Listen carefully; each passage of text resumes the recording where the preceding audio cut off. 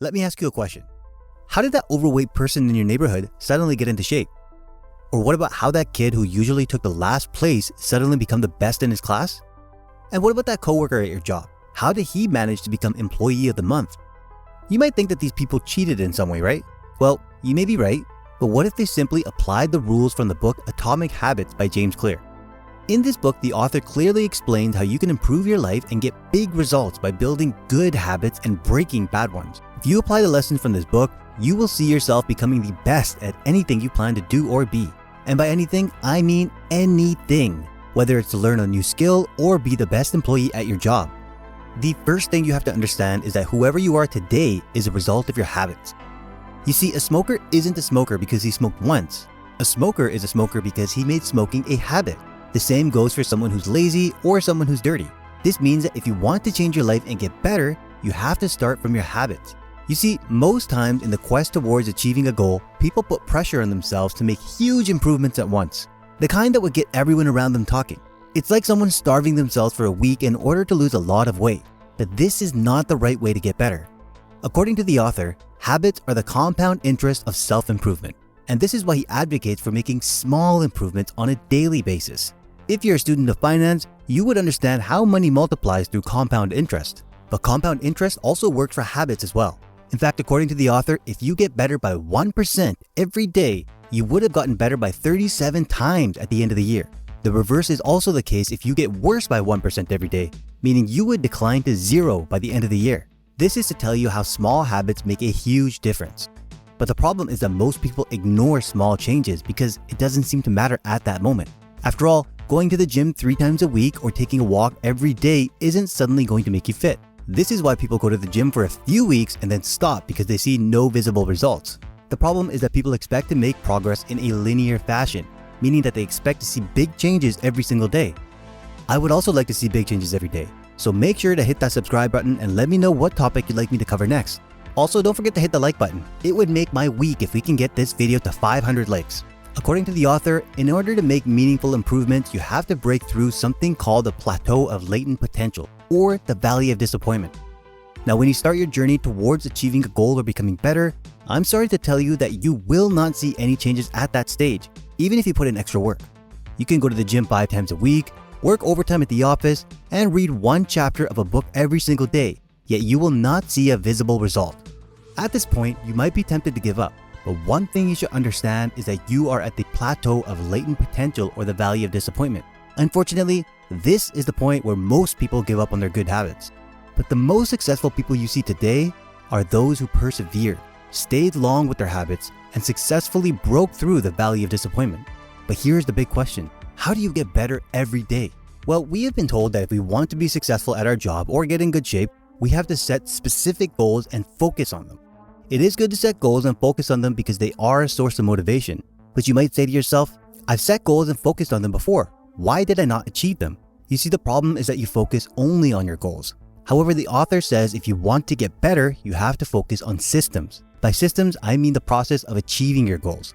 So for example, if you want to lose 100 pounds, your system will be to get a personal trainer. If you want to be a millionaire, your system will be to save every day and invest that money. Essentially, whatever actions you need to take to achieve your goals are called systems, and these are what you need to focus on. This is because achieving your goals only changes your life for the moment. Think about it. What happens next after you lose that 100 pounds? Would you keep going with your personal trainer? You see, goals are at odds with long-term progress.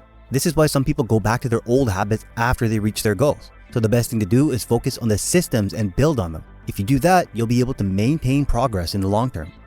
Now, focusing on systems means making small changes daily until they become habits. But how do you form new habits? You see, habits are simply actions that have been repeated until they become automatic. And according to the author, building habits can be divided into 4 simple steps: cue, craving, response, and reward. Let's break it down. When your phone buzzes, you automatically pick it up because you have this urge to know why it buzzed, right? For most people, this instant is already a habit, and the cue here is whenever their phone buzzes. You see, the cue is simply anything that makes you want to take action. So when a smoker sees a lighter, he might automatically smoke because he wants to feel good.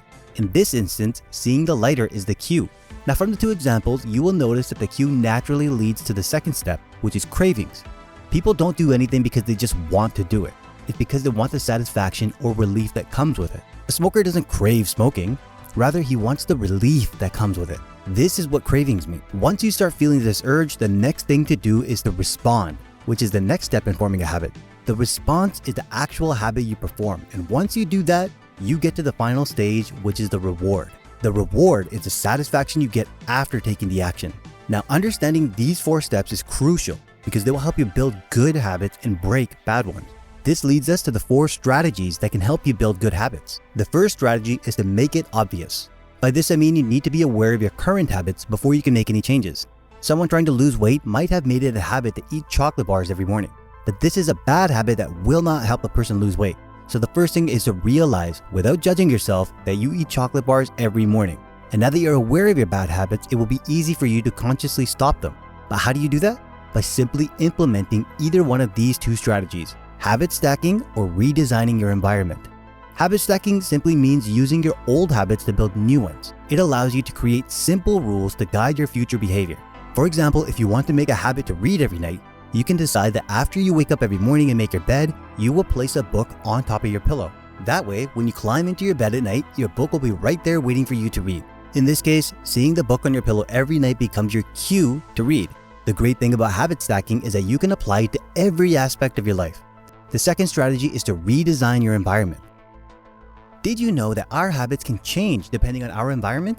It would be very difficult to eat healthy if the only food that you see when you open your fridge is junk food. It would also be difficult to read at night if your books are just sitting on your shelves. So if you want to develop new habits, you have to redesign your environment according to your new habits.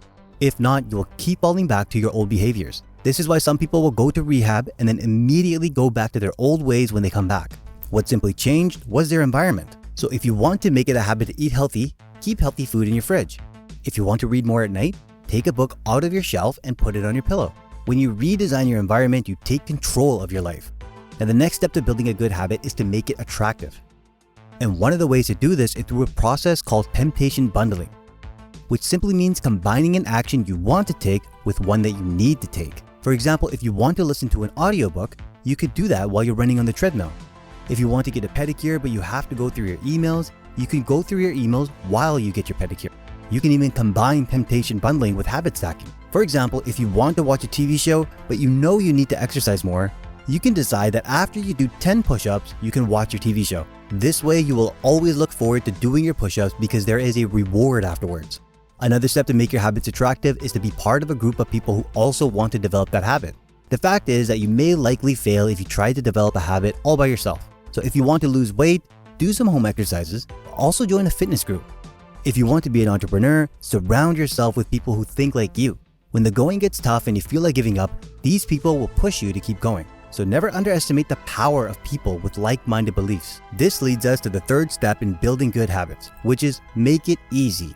If you want to build good habits, you need to make it easy for yourself to learn. Instead of spending time looking for the best diet plan, just eat a simple, healthy meal. Don't waste time preparing to take an action, just take the action. But how do you do this? Simple. Make it easy for the habit to happen by reducing the friction in your life. If it takes you 30 minutes to get to the gym, then there's a good chance you might not go to the gym every day. What you should do instead is join one close to your home or to your office. Another way to make your habits is to prime the environment for immediate use. For example, if you want to go to the gym the following morning, set out your work clothes, shoes, and gym gear ahead of time. If you want to improve your diet, prep your meals so that you have easy access to healthy foods for the whole week. When you make your habits easy to do, you will naturally want to do them. Finally, the fourth step to building good habits is to make it satisfying. Now, when you perform the first, second, and third steps, it increases the chance that you will perform a behavior at a particular time. But this final step increases the chances of you performing that behavior the next time. After all, if an experience is satisfying, you would definitely want to repeat it. But you are not just looking for any satisfaction, you're looking for immediate satisfaction. So when you start going to the gym, you won't see any difference until a few months' time. And if you start saving today, you might become a millionaire in the next 3 to 5 years.